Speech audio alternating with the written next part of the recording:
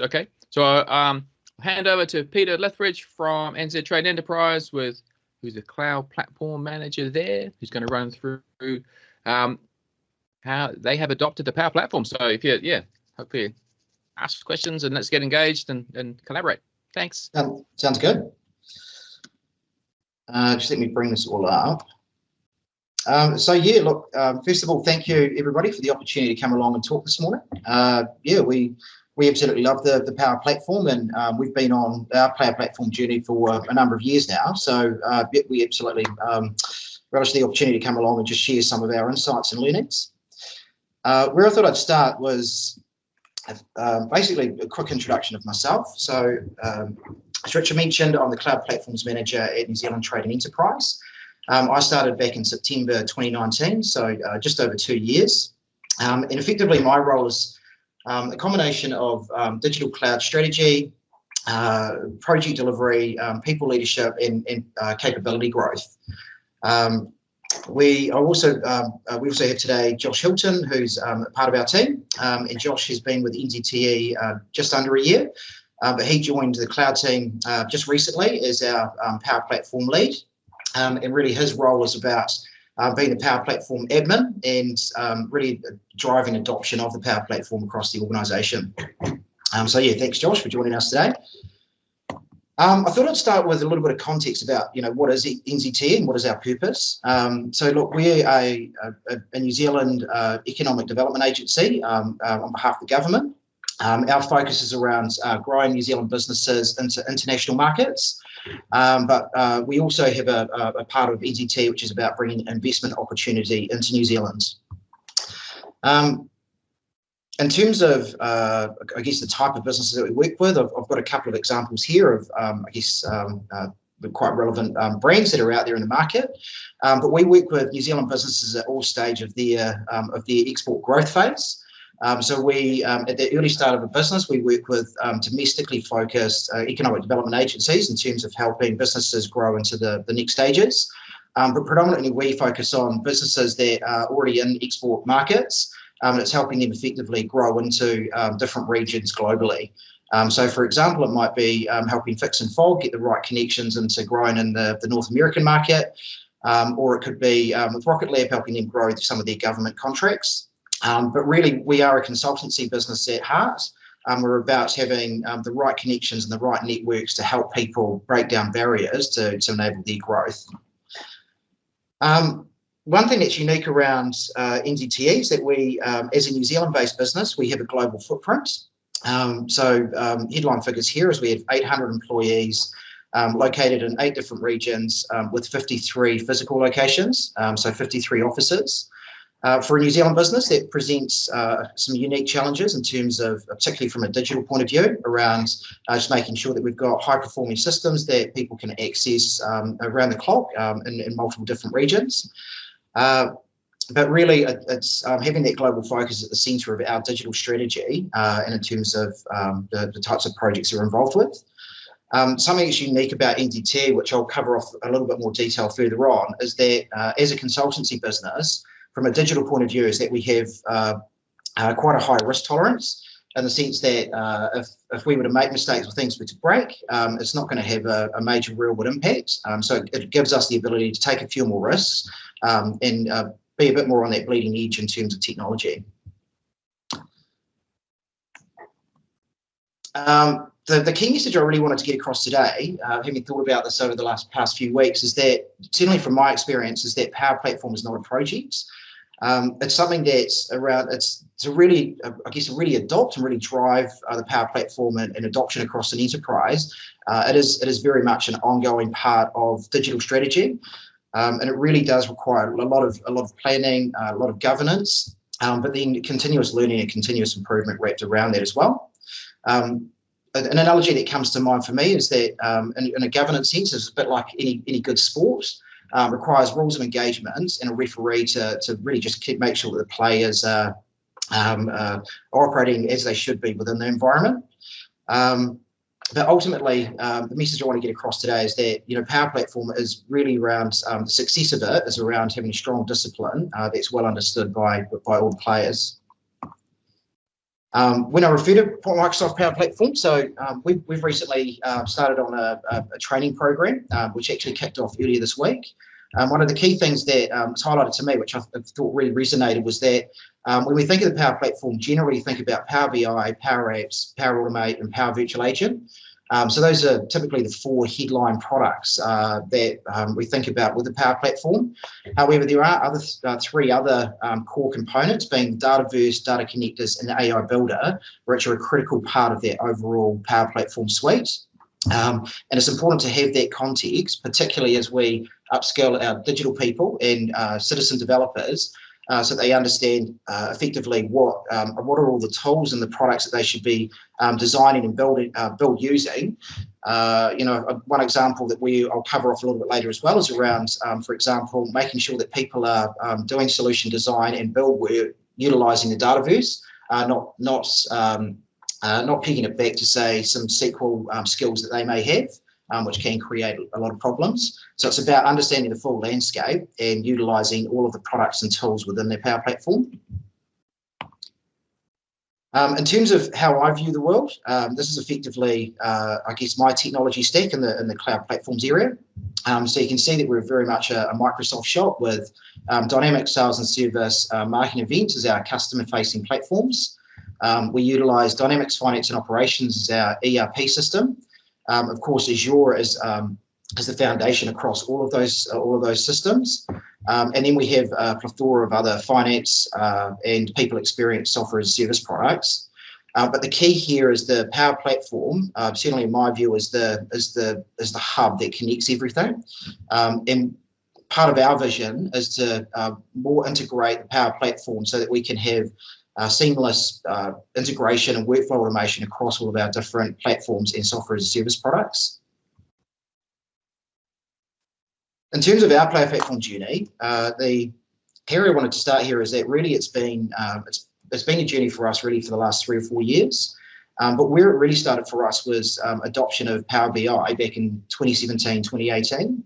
At the time, we recognised that we didn't have enough, really just didn't have any capability in the business. So for us, it was a deliberate choice to really drive adoption across not just digital, but across our business.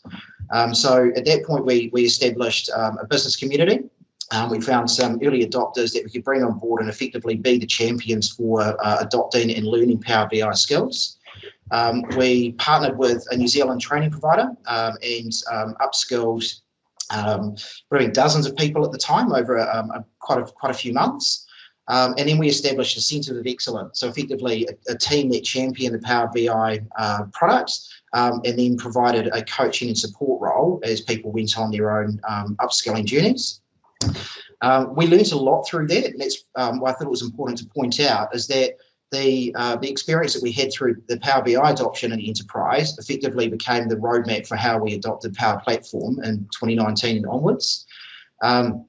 Admittedly, we were a little bit looser with the Power Platform in terms of we created business communities and we brought champions on that could be early adopters and promoting the platform. But we went really light on the training, which I'll cover off in a little bit further, but certainly we came a little bit unstuck in terms of just not providing the right guide rails in terms of how people should basically interact and build solutions in the Power Platform. Get the next one here. So look, some examples of the Power BI reports that we built. Really powerful tool for us as an economic development agency, but our success is ultimately based on our metrics and understanding how successful we've been in terms of helping businesses grow, whether that be in terms of how many deals we've helped close or reaching our targets on an annual basis. So I've got some examples here around, say, being able to see our enterprise performance, which prior to implementing Power BI, we just didn't have that depth in terms of knowing exactly how we were performing. And Power BI gave us that powerful window in terms of seeing in real time how we're performing as an organisation. Another useful tool that we had was around customer networks. So a big part of our success and our customer success is utilising networks and peers to make the right connections in different global markets. So we use Power BI to be able to get those deep insights and make better connections with our customers. And then another example here is around our grant fund performance. So we have so much money that we need to distribute each year to our customers in terms of their capability development, and getting deep and real-time insights has been immensely valuable in terms of lifting our performance and our efficiency.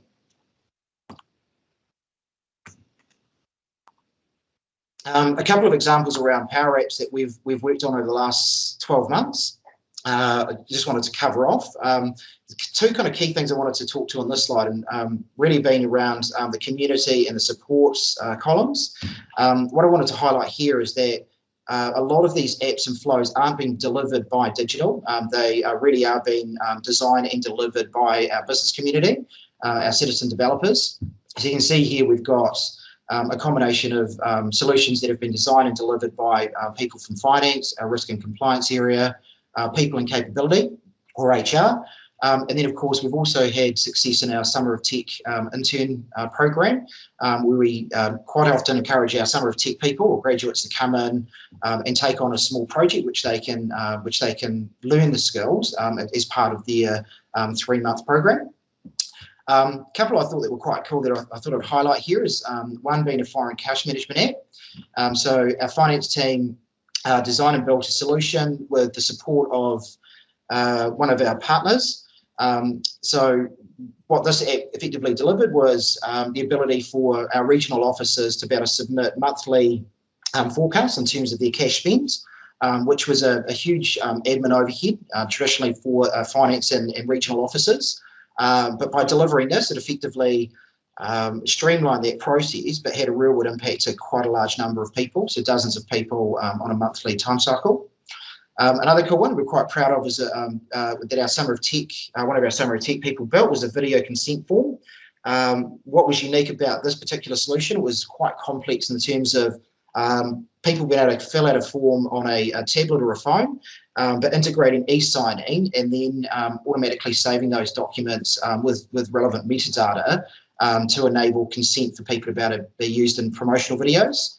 And it was quite a complex build, that one, but what we learned through that process is that with the right support to people that don't necessarily have the skills, really anything's possible and able to upskill people fairly quickly.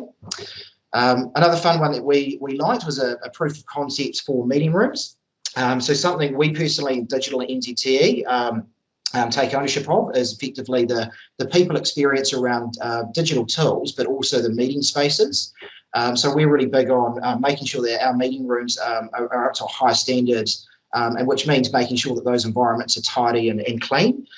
So one of our Summer of Tech grads used a Canvas app and the AI builder in Power Platform to take photos utilising the cameras in our meeting rooms to take a snapshot of the meeting room each morning, and if it recognised using AI that there were, say, coffee mugs or basically an untidy room, it would automatically create an IT service ticket for someone to go and clean up that room. So we thought that was quite a unique, fun way of utilising the Power Platform. And a personal favourite for me is a proof of concept we did around integrating dynamic sales or CRM with finance and operations to effectively automate workflows and trigger actions on both platforms, really paving the way for us to be able to have deeper integration between those two platforms over time.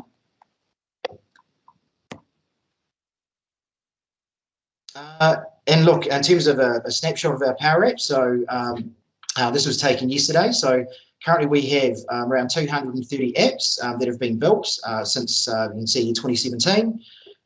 We've had 16 created in the last month. We have a total of 47 app makers across digital and the business. And you can see there is a split between Canvas app and model-driven apps. But what I'm particularly proud of here is just the high number of app makers that we have across the business that are actively contributing to a lot of our capability growth in the Power Platform. But yeah, this year, aside, like going through our journey, ultimately this year was one of the, I guess, a pivot moment, is how I'd call it. And really it was around two key learnings for us as an enterprise. So to really strengthen our Power Platform capability, we recognised that we had two major gaps. So the first being governance.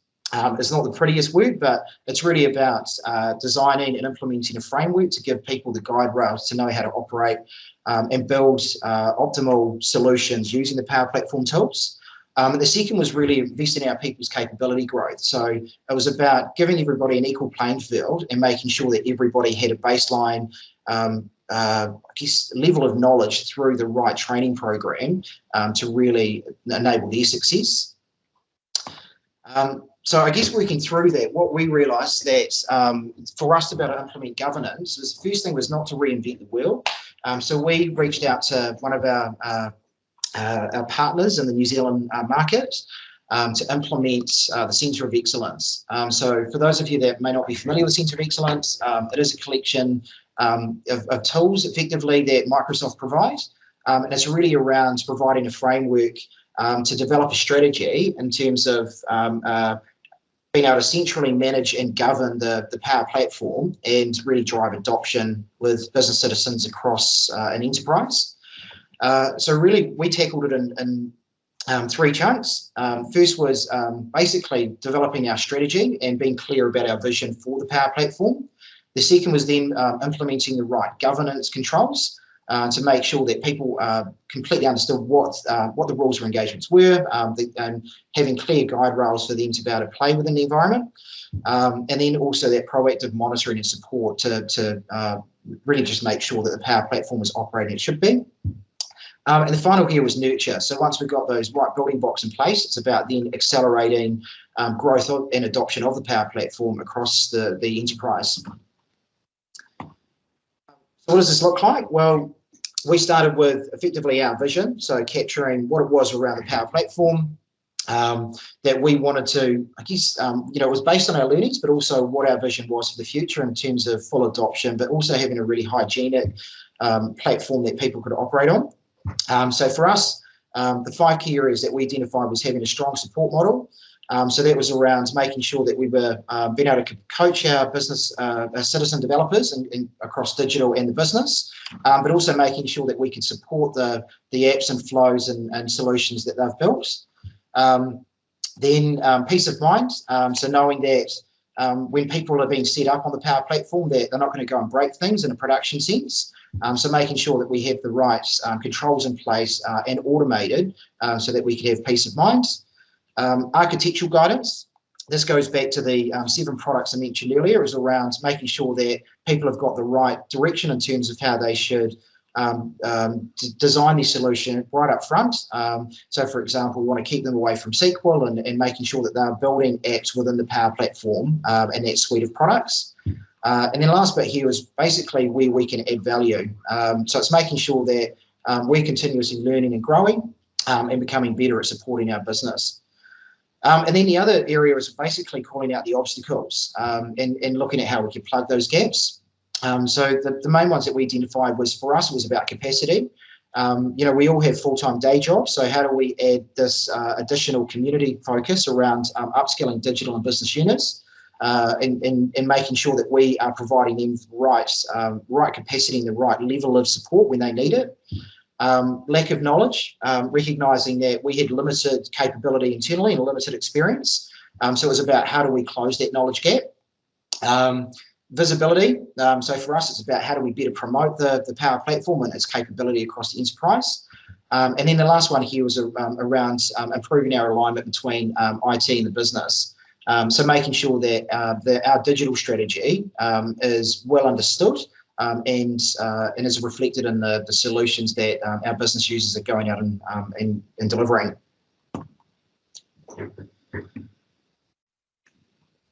In terms of Centre of Excellence, our strategy, so we got quite detailed on this. So basically we broke it into different chunks, but it was about where to play. So it was about being clear and transparent with people around I guess where we are as digital and what are the environments they have available to them. How to win, so it was around being clear in terms of I guess our roles and responsibilities and particularly to people outside of digital. It was about recognising our capabilities. So governance, again, is the biggest chunk here. It was around how do we get the right guide rails in place that that effectively support people but don't create barriers to entry. And then it's really about identifying our systems and how we keep good management and good control over those. And effectively, we distill this down into our Centre of Excellence roadmap. So we've got 3 core pillars here. And there's 10 areas effectively that we're actively implementing at the moment. The first step was assigning the Power Platform admin role, and as introduced Josh earlier, that's the new role that we've implemented within our team. Making sure that we've got the right environment set up for ourselves in digital, but also for our citizen developers. Data loss prevention policies, making sure that we've got the right frameworks in place. Again, it's around automating those controls. We've established the audit centre and the admin centre for the Power Platform, and a big part of that is implementing the Centre of Excellence starter kit. And then the next stage is really about us taking action. So it's about how do we build on that foundation and really strengthen our capability. And here's just a little bit of a taste, I guess. When we first implemented Centre of Excellence a few months ago, this was a snapshot of time in terms of the first insight that we got to what was actually going on the Power Platform. Up until this point, we really just had no visibility of, I guess, the performance of the Power Platform. So the early insights we got was, as you can see here in the Dataverse, that we had a high number of failing workflows. We had a DocuSign plugin that was failing, and it was critical to 1 or 2 of our production workflows. We had abnormally high use of events and contact entities. There were API failures all over the place, and our customer portal user, had very high usage. And in terms of Power Automate flows, we had numerous Cloudflow failures. So it was about getting, for the first time, visibility of where those impacts were happening, and then we could drill down and resolve those. And then also just in terms of optimized flows, we first time could see that we just had high flow run counts. So we needed to optimize some of those legacy flows that people have built, but also using that, I guess, that experience or that insight to help shape our guide rails for, I guess, for future training and support of people. So yeah, once we've, aside from the Centre of Excellence, the next major focus for us is around training. So we did a bit of a global scan to see what was available out there, recognised there wasn't a lot of experienced training capability within the New Zealand market. But the big driver for us was really making sure that we were investing in our capability growth with NZTE. We wanted to have a training program that was specific to our needs. And really what that is, making sure that we had a comprehensive training program that addressed a lot of the issues that we'd experienced. So we designed we connected with somebody via our New Zealand network, and we developed a 5-module training course that was split over 10 weeks. We've built in hands-on practical learning, so these small projects that each participant will basically do within that 2-week period to really instill that knowledge. And we're starting with digital first, so we've got 10 people within digital that are going on the training program, and based on the success of that, we'll then make some tweaks and then look to roll that out to the rest of the enterprise. This is effectively a snapshot of what the curriculum looks like. So the first module is purely around Powerapps, and then the different considerations in terms of how we design and build our Powerapps, similar with Power Automate. We've got Power Virtual Agents. Of course, we really want to focus on the Dataverse, and that's come off learning that people that generally get into the Power Platform may have some SQL experience. We want to make sure that they are operating and utilising the tools within the Power Platform. And then the integration bit. And as I mentioned earlier, something that I personally find quite exciting is around integration of our different platforms. So for me, this was quite a powerful module to, I guess, open up people's understanding of what we can do and what we can deliver by integrating different systems and platforms utilising the Power Platform. So yeah, so to summarise, the key takeaways I'd recommend thinking about in terms of Power Platform adoption in your business would be, 1, understanding your enterprise risk tolerance. As I mentioned earlier, for us, we've got a high tolerance, and with respect to we can make mistakes. We're not going to have major real-world impacts if there are a few production things that happen, albeit we wouldn't want to that to happen. But At the same time, we can take on a little bit more tolerance and say someone in the financial services industry or utility providers with power networks, whatever it may be. We recommend starting with governance. That was certainly our biggest lesson, is that we went a bit viral to start with. We encourage people to take on the Power Platform and just upskill themselves, whether it be through a partner network, support of our own internal digital team, or it was about just going online and learning. But the problem is we didn't have the governance and framework set up early enough, which meant that we've created a little bit of technical debt for ourselves, which we need to retrospectively clean up. And when we talk about governance, I strongly recommend starting with Centre of Excellence. It's provided by Microsoft and designed specifically for the Power Platform, and provides the proactive monitoring and notifications to really better take that centralised management of the Power Platform. Implementing a Power Platform admin role. This is absolutely critical in terms of having a referee to just to, I guess, to own the Power Platform, but just to make sure people are following the rules of engagement. Absolutely investing in people's development. That's really about making sure that everyone's on a level playing field from the start, and they understand what the rules of engagements are, and what they need to consider in terms of some of the pitfalls around designing these solutions. Another key area here is removing barriers. Don't try not to create too many restrictions. And a key to that is about implementing communities where people can learn and grow together, and also share their good news stories, but also some of the examples where they may have made mistakes, and help other people grow. And I go back to this: don't treat the Power Platform as a project. It's not something where you set it up, put in a couple of controls, set and forget. It very much is a continuous learning approach to being successful with the Power Platform. And that's it. Thank you.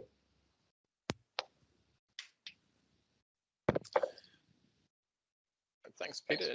Jonathan Rickard here, just helping facilitate the Q&A. I do have some questions, obviously, we've discussed before, but I'll throw the floor open to anyone who would like to ask a question first. And let's have attendees asking questions. If anyone's curious, come on, let's put them through to the chat, or in fact, ask questions via. Oh, we've got one by Higda, sorry. Yep. Yep. Hi, Peter. How are you? Great session. Very well said on the part where you said Power Platform is not a project. I'll probably put that in my diary for sure. I have a quick question on the integration bit you mentioned between FNO and CE using Power Automate. How has that solution been like? How has the life cycle of that solution been? Because you mentioned Cloudflow errors as well. So how stable, and on the other end, how flexible has that solution actually been like? Well, look, I may not have touched on it, but there was a proof of concept build for us. So really, at the time, we were looking to integrate ultimately a customer portal via CRM into FNO. So in that example, we could generate invoices via the customer portal, which would then retrospectively send payment statuses, in a future state, send payment statuses back to CRM. Look, we were successful in the proof of concepts, but we just because of other project priorities, we haven't been able to implement a full production solution at the moment. The biggest thing for us is about how do we scale the integration between the F&O and sales, and yeah, look, there's a much bigger project that's at play there. Like, do we start with just doing minor entity mapping and doing it project by project, or do we look at doing full data sync between the two environments?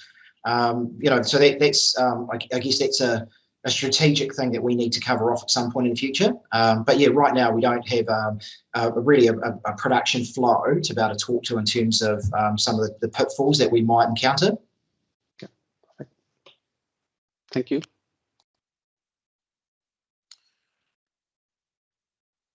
Peter, I was curious, you mentioned earlier on in our discussion that maybe the business users were running ahead and really wanting to get stuck in with the Power Platform.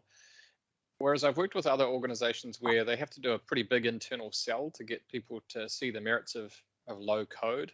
I was struck during your presentation that I wondered, did that early start with Power BI? Was that kind of an entry point that got people enthused into the concept of, hey, there are these other platforms that we could start to play with too, and I'm just going to try it? Do you think that was part of that?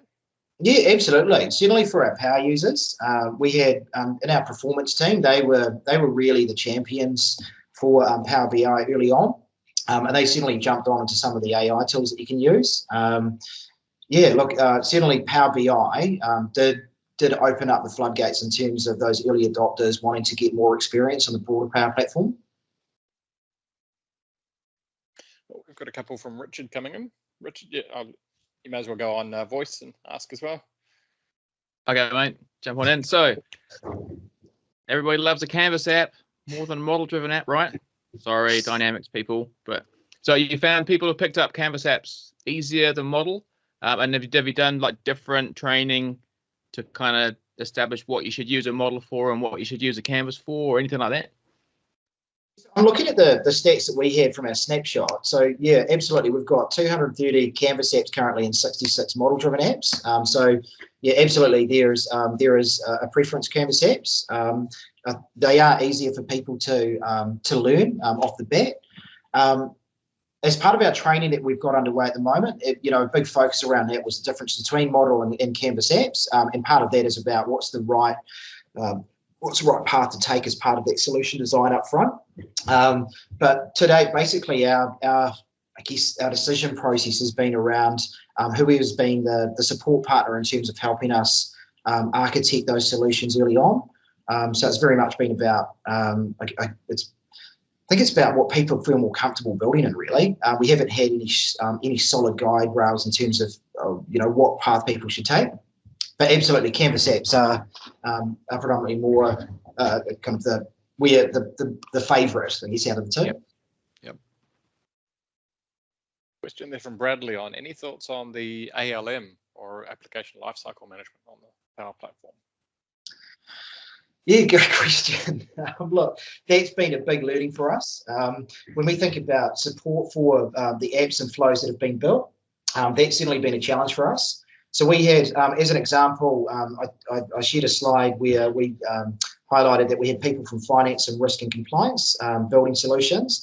In the last 3 months, those two key people have actually left the organisation, and what it's highlighted to us is around who supports these apps and flows. Particularly when you lose IP from an organisation. Certainly early thinking has been about if a team or a person builds it, that person supports it. But generally speaking, when you've got one or two technical people in each area, that would be capable of supporting those. So for us, I think part of that learning process we're going through at the moment is that it really is around having that central admin role and that function so that as a digital team, we can support those environments. But that will get trickier over time, obviously, as a number of solutions build out. So yeah, we haven't nailed that one ourselves yet, but I think, in all honesty, from our experiences, it does need to be a central role. Those could become quite powerful applications that people could create, I guess, with a lot of logic in them if they're getting heavily into Power Automate too. Well, particularly as a lot of these solutions become business critical as well. They are production solutions that need to be, needs to be supported as such. And that's an interesting thing, your discussion about the internal champion on the Power Platform and the digital team. Obviously, that's Josh's role.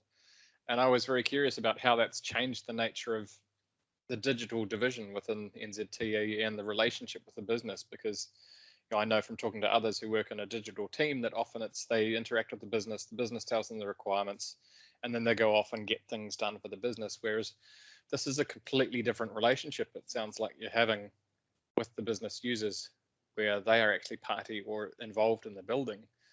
How's that changed what your kind of relationship with the business or how you work with them? I know, Josh, you wanted something to add at the end of this, but our philosophy in digital is that we very much are one team. So we're very much on the whole product delivery model. So we have, certainly in my team, we've got people in digital embedded within business functions or products across the enterprise. So whether that's in customer product teams, we've got a finance team, we've got a people and capability team.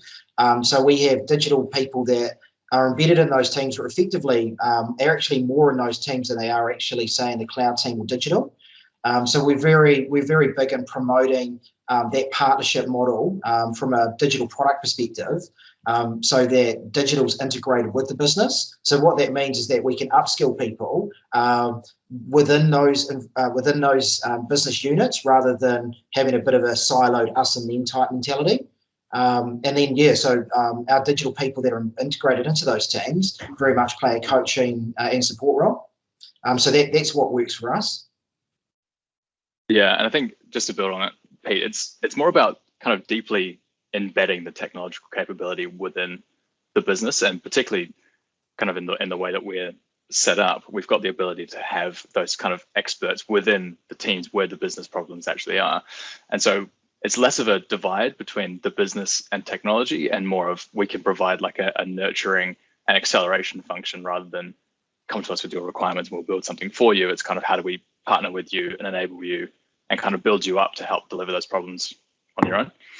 Right. Yeah, that's powerful. That's a fascinating approach, because it's sort of often been held up as the ideal, as the technology practitioners need to have that deep understanding of the business strategy and what you're trying to accomplish. So they're actually embedded in everyday thinking about what each business unit is trying to achieve. Yeah, and there's certainly an element of that from the governance perspective as well. I mean, there still needs to be kind of an overarching, I don't know, like a compass point, which is kind of, I guess, the role of that Power Platform admin, is to kind of help provide what those guide rails are, so the health of the platform is maintained. But really, it's about putting the solutions where the business problems actually are, and that's with the business units. Other audience questions? Feel free to turn on your mic and camera. I'll go with a question, Jonathan. I'll take myself off the old hand up thing. So probably for Josh. So all your users, are they able in Dataverse to create their entities and add stuff to it, or do you give them entities or work with them to establish what they want in their entities and make sure they're not kind of repeating what someone else has already done in the other team over there? How you plan that piece? It's a really good question. We leverage the environments function quite heavily for that. Obviously, with each new environment, you get your own instance of Dataverse. And so kind of our production UAT test and dev environments are quite heavily, I wouldn't say heavily guarded, but we do make sure that whatever kind of enters those environments has quite a good reason to be there. We like to provide, like, I don't want to say like a sandbox or a playground, but things like the default environment, for example, people can kind of go nuts in that environment because it doesn't really have any production dependencies. I think the real key there is that identifying where your like dependencies actually are for things that make the business work. And that's stuff that's in your production environments. Obviously, Pete mentioned we rely quite heavily on Dynamics. And with Dynamics, it's kind of all built on top of Dataverse. So you want to make sure that people aren't just going in and creating their own entities that could potentially interface with how we're building stuff in the front end for Dynamics and customers, and that can get quite messy. So I guess the answer to your question is we provide a really good environment for people to play around in, but when it starts getting quite serious, that's when we can kind of offer that help to bring it into that environment in a way that's not repetitious. Awesome. Thank you. There's probably some on the call from the partner network too. So how's this changed the nature of what you use a partner for? Here's a good question. So look, certainly when I started at NZTE, we very much we've always had a close relationship with our partners, and we've got effectively a partner for each sub-platform. So even for F&O, we've got a partner for sales and services, a different one. And for Azure, we use a different external partner. And then for some of our training partners, we sort of go across the board. But certainly when I started NZTE, we were very focused around project delivery. So it was very much, we design a solution, we go to them, do a statement of work, and we deliver. Whereas now we're very much more in we have dedicated people that work across each of our areas, and a part of their role, so like a fraction of their role, is dedicated to effectively supporting both digital and business unit development around Power Platform. So it's very much like I always call them partnerships, and it feels like now they're an extension of our team rather than a very much it's less of a transactional relationship today. Awesome. Any other questions from the audience? Nope, we've got one from guest BDMT. Git or DevOps better for NZTE? And related to that, we did have an earlier question of, are any of your examples available in Git or private projects, or other private projects? Good question. You could take it, Pete. But all of our projects at the moment are all private. I don't think we've published any of what we have at the moment out in open source. We typically tend to use DevOps within our environment. Mostly that's because also with the production and deployment lifecycle, there's a lot of pre-built connectors that are ready to interface with the Power Platform as well. It's not really something we've leveraged very much within our environment, but just in terms of like a platform adoptions, it's mostly DevOps. I don't know if you have anything else to add to that, Pete. No, that's summed up. Cool. Okay. And I know from our earlier discussions, and you briefly mentioned it in the presentation, is you had a user who went off and created earlier on, and maybe that was part of your governance learning. You had a user go off and create an app on top of SQL Server because they knew SQL Server well. Yeah, and that was one of the, I guess there were a couple of learnings from that. So one, we enabled this business unit user. So we connected them with one of our partners and a senior experienced developer in that respect as well. But effectively left them to go and do go through the whole process on their own with a little bit of like check-in every so often in terms of just, getting updates on how they're progressing. But it enabled them to go completely rogue. So part of that was they designed a solution, that was integrated with SQL. It wasn't ideal, and where we really came unstuck is that this was one of the people that actually ended up leaving NZTE for an external opportunity. And it meant that we can't support one of the solutions that they've built because we just don't have that internal capability.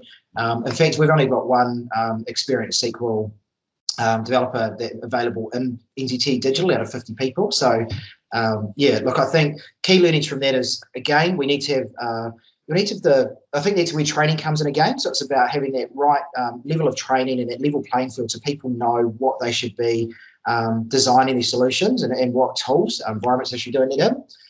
Second part is making sure we've got the right guide rails. So checking in and supporting people so they know who to go and effectively talk to. And part of that will be maybe even some sort of architectural sign-off before they actually go and build solutions.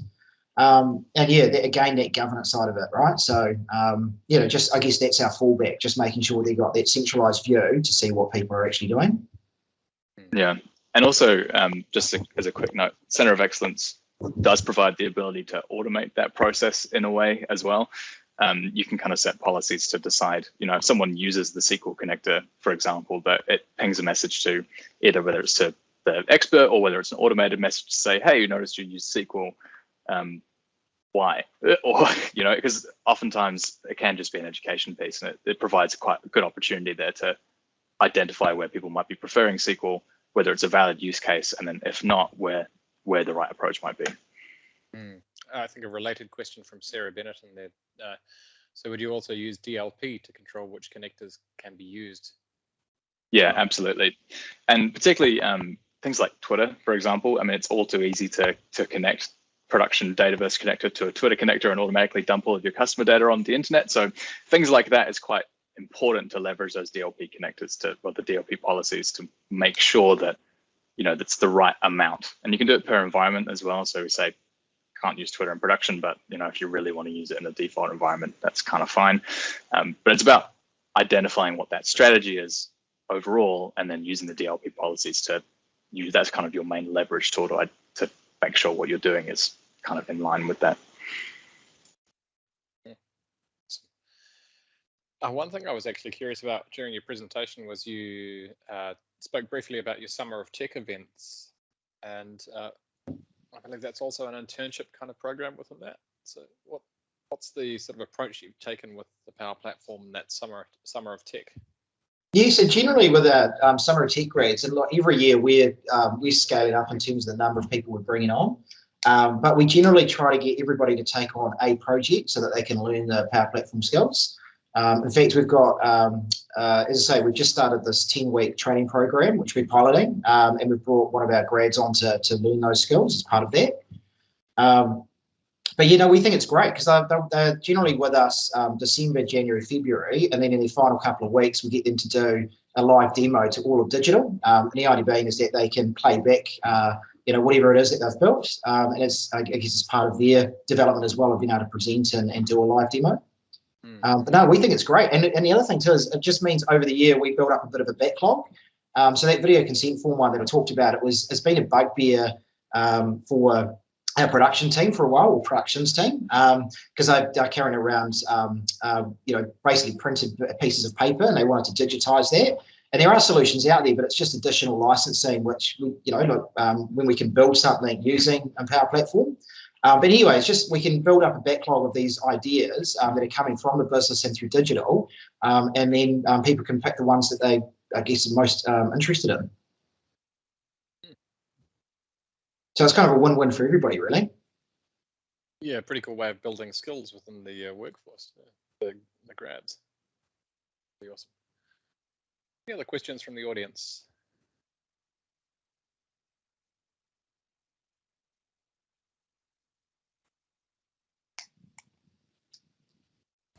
Is everyone per user licensed, Richard? Yeah, so we just renewed our B5 licensing this year, and part of that is we went per user licensing. No, so we're absolutely per user, and the reason for that is we just felt there were too many limitations with Powerapps, and also licensing has come down. I think it was 50% based on what it was 6 months ago. So we felt that was the appropriate path for us. Yeah, there's some interesting stuff that's just come out of, you'll probably all be aware of, come out of Ignite as well, around how the consumption model might work within Powerapps as well. So even though per user can be quite expensive, there's probably more coming out now to help regulate whether it's being used, and that has quite a substantial billing impact. We've yet to see what that looks like, but that's just to keep an eye out for. A wonderful world of Microsoft licensing. Yeah, we all love it. We all love it. Yeah. I had a good question on my mind then related, but now I've forgotten. I'll go with another. Are you using a portal, or are you using your older Dynamics portal? Are you for your customer facing stuff? Is there any integration there, or is it all just licensed internal only people? So we've got a custom web app that we use for our portal. So it's React Node.js. Yeah, so but it's all integrated into to Dynamics in the back end. So Dynamics truly is our customer hub. Yeah. We've got one in there from Bradley. Could we discuss the ALM options in the COE? Bradley, do feel free to come on, Mike, if you want to explore that too. Hey everyone. Yeah, I'm just sort of interested in deploying that to different environments. It's great that you can get all these apps together, but progressing it to production, and then I'm just thinking the bigger picture. Sometimes it's not just your Power Platform, but things like the portal as well, and maybe some custom plugins. Cool. Yeah, that's me. Yeah, for sure. It's kind of interesting. Center of Excellence at the moment is more designed to help you understand your environment rather than promote things through different environments. So the way that we kind of our approach to the ALM and the Power Platform over the last little while has mostly been manual promotion through environments. There is a way you can automatically promote solutions through the environments in DevOps. It's a bit more of a manual release pipeline. And it's quite helpful if you only have 1 or 2 production applications. But in our scenario, similar to what the slide that Pete showed before, we have quite a number of apps, and that can build quite a large number of release pipelines. So it's kind of interesting with the COE. It gives you the tools to really understand what's in what environment, what's being used where. It doesn't really provide many good like one-click deploys into next environments and that sort of thing. I can see that's probably where it wants to go in the future. But again, it's more of you build it in your UAT environment, you export it, and then you push it into your production environment. It's still a bit more of a manual approach. Awesome. Thanks, Josh. All right. Recall my question I was thinking of, and it's motivated by some of the recent announcements by Microsoft around the interplay of everyday conversation that makes up some of our productivity and the real interactions we have with teammates and with customers. So Teams, that sort of collaboration space, and the Power Platform. So how's your use of Teams within NZTE, and are you seeing a lot of scope there for how you'd connect the conversations that make up those commercial initiatives with the underlying Power Platform? Hey, look, we're all about Teams, and not joking. We've actually got a Teams as a platform program of work underway. So we see Teams as, well, certainly our vision for Teams is that it will become the new operating system for enterprise. And certainly we see that, a few years down the track as being basically the single pane of glass of where people will operate in a digital sense. So yeah, look, we're looking at basically everything and anything in relation to Teams, and a big part of that will be integration with Power Platform and building out, I guess more Power Platform integration components with Teams. And related question to that from Richard, and does your governance cover Dataverse for Teams apps or only Dataverse? It's a work in progress. Thanks. Cool. We are 11:52. Any other questions from the audience?